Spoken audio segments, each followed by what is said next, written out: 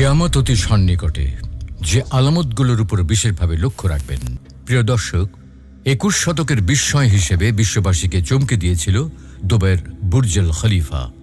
রকেটের মতো দেখতে এই ভবনটির উচ্চতা ছিল 2717 ফুট, কিন্তু বুর্জ খলিফার সেই দম্ভ গুঁড়িয়ে দিতে সৌদি আরব তৈরি করছে 3280 ফুট বা বরাবর 1 কিলোমিটার উচ্চতার ভবন জেদ্দা টাওয়ার। এর মধ্যে মধ্যপ্রাচ্যের সংবাদ মাধ্যমগুলো জানিয়েছে আরও এক আকাশচুম্বী ভবনের পরিকল্পনা করছে সৌদি, যা হবে বিশ্বের সবচেয়ে উঁচু ভবন। উচ্চতা হবে 2 কিলোমিটার উঁচু। এভাবে মরুভূমির বেদুইনরা যখন একের পর এক অট্টালিকা নির্মাণের প্রতিযোগিতায় লিপ্ত হয়েছে, তখন অনেকের কাছে মনে হয় কিয়ামত অতি সন্নিকটে। আসলে কি তাই? চলুন তাহলে কোরআন সুন্নাহর আলোকে বিস্তারিত জেনে নেওয়া যাক। টাওয়ার নির্মাণের প্রতিযোগিতা।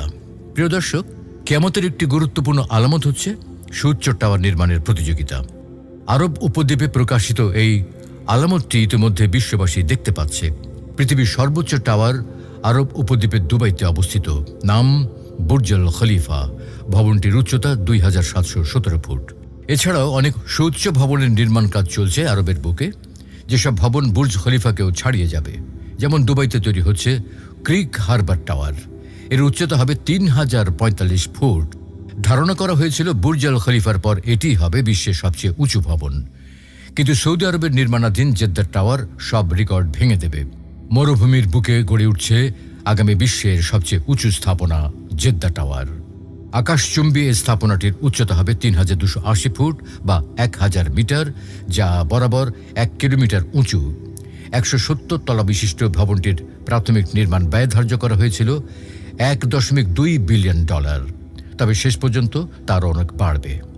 2028 সাল নাগাদ পাহাড় আর মেঘের জলরাশির মধ্যে দিয়ে মাথা উঁচু করে দাঁড়ানোর কথা রয়েছে জেদ্দা টাওয়ারের। নির্মাণ কাজ শেষ হলে এটা বিশ্বের সবচেয়ে উঁচু টাওয়ারের মর্যাদা লাভ করবে। কিন্তু এখানেই শেষ নয়। মধ্যপ্রাচ্যের সংবাদ মাধ্যম মিড এক খবরে সম্প্রতি জানিয়েছে আরও বিশাল এক ভবনের পরিকল্পনা করছে সৌদি, যা হবে বিশ্বের সবচেয়ে উঁচু ভবন, যার উচ্চতা হবে 2 কিলোমিটার উঁচু।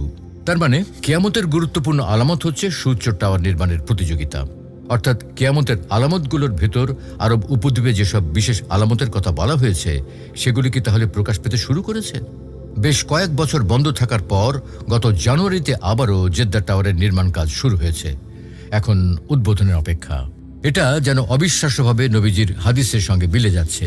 হাদিসে জিবরিলে বর্ণিত হয়েছে, কিয়ামতের একটি আলামত হলো দাসী তার মনিবকে প্রসব করবে এবং এককালের নগ্নপদ, বস্ত্রহীন, দরিদ্র বকরির রাখালরা বড় দালান কোঠা নির্মাণের প্রতিযোগিতা করবে। একটি বর্ণনায় রয়েছে, যখন দেখবে মক্কার পাহাড়গুলো কেটে সুড়ঙ্গ বানানো হয়েছে, জমজম কূপের পানি খনন করে ক্যানেল করে চারিদিকে ছড়িয়ে দেওয়া হয়েছে, আর সুউচ্চ অট্টালিকা নির্মাণ করা হয়েছে, যা পাহাড়ের উপর মাথা তুলে দাঁড়িয়ে আছে এবং এর ছায়া মক্কার কাবায় এসে পড়ছে, তখন তুমি বুঝবে কিয়ামতের আলামত যেন তোমার মাথার উপর মেঘের মতো এসে দাঁড়িয়ে আছে। যখন মক্কায় বড় অট্টালিকা নির্মাণ করা হয়নি, অর্থাৎ আজ থেকে 70 থেকে 80 বছর পূর্বে যখন মক্কায় বড় অট্টালিকা নির্মাণ করা হয়নি, তখন ধারণা করা হতো এই বর্ণনার অর্থ হলো মানুষ পাহাড়ে যে বাড়ি নির্মাণ করবে। এরপরে এসে ভাবা হলো পাহাড়ে বাড়ি নির্মাণ নয়, বরং বড় বড় বিল্ডিং নির্মাণ করা হবে, সেখান থেকে পাহাড় দেখা যাবে। কিন্তু তাও না। যখন 2000 সালের পর কাবার পাশে ক্লক টাওয়ার নির্মাণ হলো, তখন অনেকে ভাবল এর অর্থ মক্কার পাশে পাহাড়ের চেয়ে উঁচু বিল্ডিং নির্মাণ হবে, যার ছায়া কাবায় এসে পড়বে। আর এখন তো বুরুজ আল খলিফাকে টেক্কা দিয়ে জেদ্দা টাওয়ার নির্মাণ শেষ হতে চলেছে। মানে আলোচ্য বর্ণনার এক অংশ বাস্তবায়িত হয়েছে। এখন তাহলে বর্ণনার দ্বিতীয় অংশের পালা, অর্থাৎ জমজম কূপের পানি খনন করে ক্যানেল করে চারিদিকে ছড়িয়ে দেওয়া এবং মক্কার পাহাড়গুলো কেটে সুড়ঙ্গ বানানো বাকি রয়েছে। যখন এগুলো ঘটে যাবে, তখন তুমি বুঝবে কিয়ামতের আলামত যেন তোমার মাথার উপর মেঘের মতো এসে দাঁড়িয়ে আছে। অন্য বর্ণনায় রয়েছে, কিয়ামত অনুষ্ঠিত হবে না যে পর্যন্ত সম্পদের প্রাচুর্য আসবে। এমনকি কোনো ব্যক্তি সম্পদের জাকাত নিয়ে ঘুরবে, কিন্তু নেওয়ার মতো লোক পাবে না। আরবের মাঠ ঘাট তখন চারণভূমি ও নদী নালায় পরিণত হবে। মানে কিয়ামতের উল্লেখযোগ্য ছোট আলামত হলো, একদিকে বিশ্বজুড়ে অতিবৃষ্টি, অনাবৃষ্টি, তীব্র ঠান্ডা ও দাবদাহ সহ বিভিন্ন প্রাকৃতিক দুর্যোগ ব্যাপক হারে বেড়ে যাবে। এতে ফসল উৎপাদন ক্ষতিগ্রস্ত হবে। অপরদিকে মরু অঞ্চলে ঝড় বৃষ্টির কারণে ঘটবে এর উল্টোটা। বন্যার কবলে পড়ে বিপর্যস্ত হবে আরব অঞ্চল। পানির ছোঁয়ায় শুষ্ক মরুভূমি পরিণত হবে সবুজ অরণ্যে। ইতিমধ্যে এরকম ঘটনার সাক্ষী হয়েছে সৌদি আরব। সম্প্রতি আরবে আকস্মিক বন্যায় আল উতাইবির অধিকাংশ রাস্তা পানির নিচে ডুবে গেছে। পানি দেখা গেছে মদিনার দক্ষিণ অঞ্চলগুলোতেও। রাজধানী রিয়াদের বিভিন্ন রাস্তায়ও বন্যায় কবলিত হয়েছে। একইভাবে আরবের বুকে দেখা যাচ্ছে সবুজ তৃণলতার দৃশ্য। সাম্প্রতিক সময়ে আরবের বিভিন্ন স্থানে গবেষণা করে অনেক ভূতাত্ত্বিকই এটি নিশ্চিত হয়েছেন, যাকে নবীজির ভবিষ্যৎবাণীর প্রতিফলন বলছেন অনেকে। তাহলে কি সত্যি কিয়ামত খুবই সন্নিকটে? কিয়ামতের বিশেষ আলামত। সুপ্রিয় দর্শক, মহাবিশ্বের আয়ু একদিন ফুরিয়ে যাবে। মহাপ্রলয় বা কিয়ামতের মাধ্যমে পৃথিবী, আকাশ সব ধ্বংস হয়ে যাবে। তবে তা কবে সংগঠিত হবে আল্লাহ ছাড়া কেউ জানেন না। পবিত্র কোরআনে এ সম্পর্কে ইরশাদ হয়েছে, ইন্নাল্লাহা ইনদাহু ইলমুস সাআতি ওয়া ইউনাজ্জিলুল গায়থ وينزل الغيث ويعلم ما في الأرحام।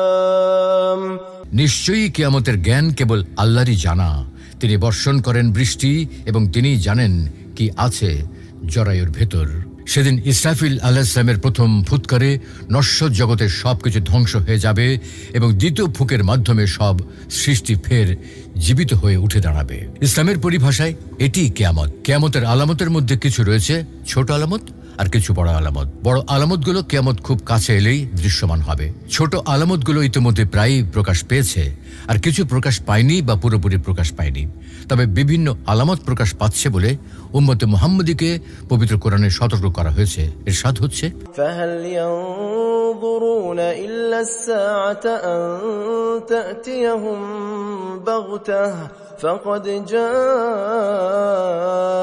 أشراطها فأنى لهم إذا جاءتهم ذكراهم।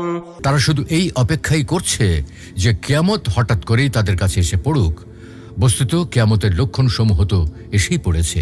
সুতরাং কিয়ামত এসে পড়লে তারা উপদেশ গ্রহণ করবে কেমন করে? ছোট আলামতের মধ্যে কিছু পুরোপুরি প্রকাশ পায়নি বা প্রকাশ পেতে শুরু করেছে। এর মধ্যে রয়েছে আরবের মরুভূমি সম্পর্কে কিছু বর্ণনা। এমন একটি বর্ণনা হলো আরব ভূখণ্ডে তৃণলতা ও নদীনালা ফিরে আসা। আবু হুরায়রা রাদিয়াল্লাহু তাআলা আনহু থেকে বর্ণিত, রাসূলুল্লাহ সাল্লাল্লাহু আলাইহি ওয়াসাল্লাম ইরশাদ করেন, কিয়ামত অনুষ্ঠিত হবে না যে পর্যন্ত সম্পদের প্রাচুর্য আসবে। এমনকি কোনো ব্যক্তি সম্পদের জাকাত নিয়ে ঘুরবে কিন্তু নেওয়ার মতো লোক পাবে না। আরবের মাঠ ঘাট তখন চারণভূমি ও নদীনালায় পরিণত হবে। হাদিস বিশারদদের মতে এই হাদিস দ্বারা শুধু বর্তমান সৌদি রাষ্ট্র উদ্দেশ্য নয়, কোরআন হাদিসের ভাষায় আরব বলতে গোটা আরব উপদ্বীপকে বোঝায়। এই উপদ্বীপে রয়েছে বর্তমান সৌদি আরব, কাতার, কুয়েত, বাহরাইন, সংযুক্ত আরব আমিরাত, ইয়েমেন ও ওমান। সৌদি আরবে প্রকাশিত হবে এমন আরও অনেক আলামতের কথা বর্ণিত হয়েছে হাদিসে। এর একটি হলো রাজ পরিবার নিয়ে। রাসূলুল্লাহ সাল্লাল্লাহু আলাইহি ওয়াসাল্লাম ইরশাদ করেন, তোমাদের গুপ্তধন নিয়ে 3 ব্যক্তি যুদ্ধ করবে, যারা সবাই খলিফার সন্তান, কিন্তু ওই ধন তারা একজনও পাবে না। অতঃপর পূর্বদেশ থেকে কালো পতাকাবাহীরা বের হবে, যারা তোমাদের এমনভাবে হত্যা করবে যা এর আগে কেউ করেনি। বর্ণনাকারী বলেন, এরপর রাসূলুল্লাহ সাল্লাল্লাহু আলাইহি ওয়াসাল্লাম আরও কিছু কথা বলেন যা আমার এখন স্মরণে নেই। অতঃপর বললেন, যখন তোমরা তাকে দেখবে তার হাতে বায়াত গ্রহণ করবে, বরফের উপর হামাগুড়ি দিয়ে এসে হলেও, কেননা তিনি হলেন আল্লাহর খলিফা মাহদি। এই হাদিসে গুপ্তধনের ব্যাখ্যায় আল্লামা সিন্দি রহমাতুল্লাহি আলাইহি বলেন, এর দ্বারা আরবের রাজত্ব বোঝানো হয়েছে। ইমাম ইবনে কাসির রহমতুল্লাহি আলাইহি বলেন, এখানে বাহ্যত গুপ্তধন দ্বারা কাবা শরীফের গুপ্তধনই উদ্দেশ্য হওয়া বোঝায়। সঙ্গে সঙ্গে একথাও বোঝা যায় যে কিয়ামতের আগে ওই কালো পতাকাবাহীরা ইমাম মাহদির সঙ্গে যুক্ত হবেন এবং মাহদির দলভুক্ত হবেন। কিন্তু আমরা দেখতে পাই যুগে যুগে সেই আব্বাসী খেলাফতের শুরু লগ্ন থেকে অনেকেই নিজেদের ওই দল বোঝানোর জন্য কালো পতাকা নিয়ে অভিযানে নেমেছে। কেউ বা নিজেকে মাহদীয় দাবি করে বসেছে। এগুলো সম্পূর্ণ মিথ্যা। বরং ওই দলের ব্যাপারে আল্লাহ তাআলাই ভালো জানেন।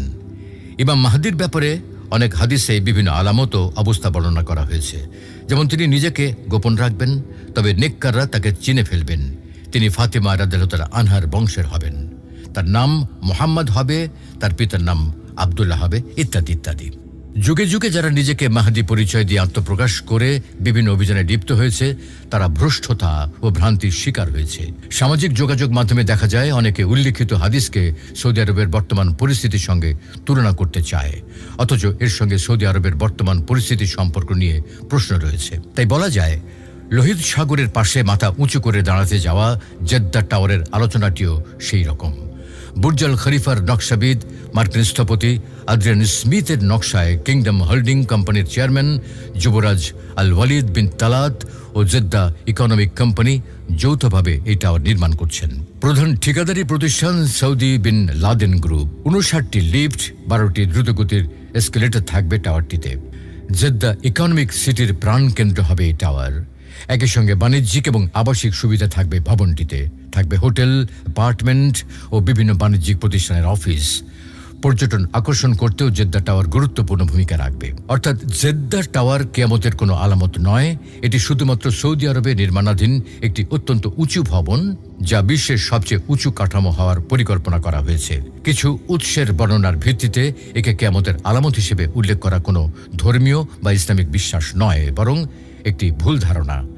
কেননা কিয়ামতের আলামতগুলো সাধারণত সুনির্দিষ্ট ধর্মীয় ভবিষ্যৎবাণীর সাথে যুক্ত থাকে, যা এই ধরনের নির্মাণ প্রকল্পের সাথে সম্পর্কযুক্ত নয়। সংক্ষেপে বলা যায়, জেদ্দা টাওয়ার একটি স্থাপত্যের বিস্ময়, কোনো ধর্মীয় ভবিষ্যৎবাণী নয়। এখানে বিশেষভাবে উল্লেখ করা প্রয়োজন, কিয়ামতের আলামতগুলোর মধ্যে ভয়াবহ আলামত হল দাজ্জালের আবির্ভাব। দাজ্জাল পৃথিবীতে 40 দিন অবস্থান করবে। প্রথম দিন হবে 1 বছরের সমান, দ্বিতীয় দিন 1 মাস ও তৃতীয় দিন হবে 1 সপ্তাহের সমান।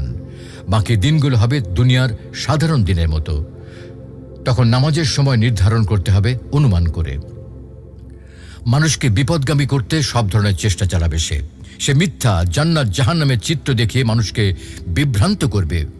হাদিসের বর্ণনা মতে দ্রুতগামী বাতাস বৃষ্টিকে যেভাবে চালিয়ে নেয়, দাজ্জালের চলার গতিও সেই রকম হবে। মক্কা মদিনা ছাড়া এমন কোনো শহর নেই যেখানে দাজ্জাল পদচারণা করবে না। মক্কা এবং মদিনার প্রত্যেকটি প্রবেশ পথেই ফেরেশতাগণ সারিবদ্ধভাবে পাহারায় নিয়োজিত থাকবে। এরপর মদিনা তার অধিবাসীদের নিয়ে 3 বার কেঁপে উঠবে এবং আল্লাহ তাআলা কাফের এবং মুনাফিকদের বের করে দেবেন।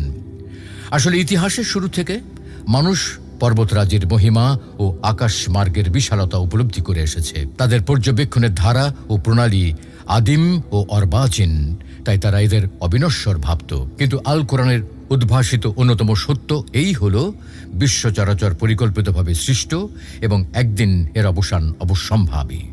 সেই সঙ্গে মানবজাতি এবং সমগ্র জীবজগতেরও পরিসমাপ্তি ঘটবে। এই পরিকল্পিত বিশ্ব, যা বহুকাল থেকে নিখুঁতভাবে চলে এসেছে, তা একজন স্রষ্টার সৃষ্টি এবং তাঁরই হুকুমে, তাঁরই নির্দেশিত সময় এসবই বিনাশপ্রাপ্ত হবে। যে নির্দিষ্ট ক্ষণে অনন্ত বিশ্ব ও এর জীবকুল, জীবাণু থেকে মানব, তারকালোক ও ছায়াপথ বিলীন হবে, কোরআনে তাকে আস-সা বা নির্দিষ্ট সময় বলা হয়েছে। এই সময় কোনো কার্য নির্ঘণ্ট নয়, বরঞ্চ একটি সুনির্দিষ্ট ক্ষণ, যখন সমগ্র দুনিয়া নিঃশেষে ধ্বংসপ্রাপ্ত হবে। অখিল বিশ্বের ধ্বংসপ্রাপ্তির সংবাদের পাশাপাশি কোরআন এই ঘটনার বিস্তৃত বিবরণও প্রদান করে। যখন নভমণ্ডল বিদীর্ণ হবে, বিক্ষুব্ধ সমুদ্রেরা যখন একে অপরের উপর ঝাঁপিয়ে পড়বে, পর্বতমালা যখন চূর্ণ বিচূর্ণ হবে, সূর্য যখন অন্ধকারে ছেয়ে যাবে, সেই ভয়ঙ্কর পরিস্থিতিতে মানুষের মনে ভীতি ও আতঙ্কের সৃষ্টি হবে।